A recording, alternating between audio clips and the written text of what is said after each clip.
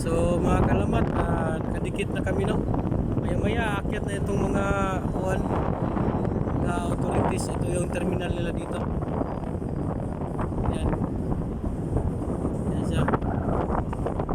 So kung makikita nyo mga kalamat, yung baka na yan, gala lang yan. So kahit saan dito makakita ka ng baka. Kahit sa syudad meron na hindi nakakali. Malayang palakad-lakad yan mga kalamat. Hindi yan inuhuli. At saka bawal hulihin. Sa mga kalamat, yan siya. Dalawa yan. So bawal hulihin, no? Yung baka dito. At saka bawal din kainin. So ito yung terminal nila mga kalamat, no? Yan siya. Yan ang tinatawag na conveyor mga kalamat. Diyan dadaan yung kargada papunta doon, tapos dadaan dyan hanggang doon, tapos doon dyan itatapon yan mga kalamat. Kung makikita nyo mga kulay yan, yan siya. Ayan. Nabundok yung uling dito mga kalamat. Ayan po mga kalamat, oh.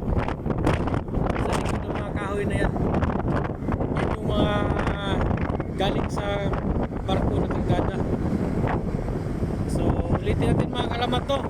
Ito yung conveyor, dyan sa dadaan, dyan papunta dun, tapos dadaan dyan papunta dun, tapos sa kanya hulog dyan sa likod. Yan.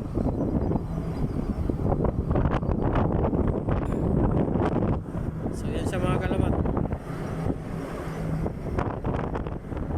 So ang kargada is galing yan dyan sa crane na yan, kukunin dyan sa barko namin, tapos dadaloy dito. Yan dyan.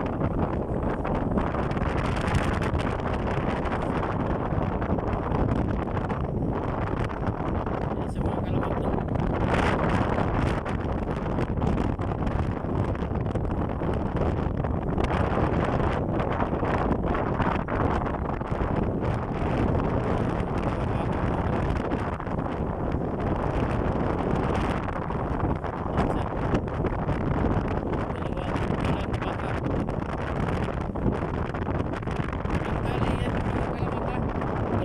Walang bakod. So malaya yan silang gala-gala dyan. So yun lang mga kalamat, no? Update ko na lang kayo sa mga susunod na mga araw. So yun lang, maraming salamat. God bless and see you next time mga kalamat. Please click the bell button to subscribe para lagi kayong updated sa mga bago nating uploaded videos. So maraming salamat. God bless and see you next time.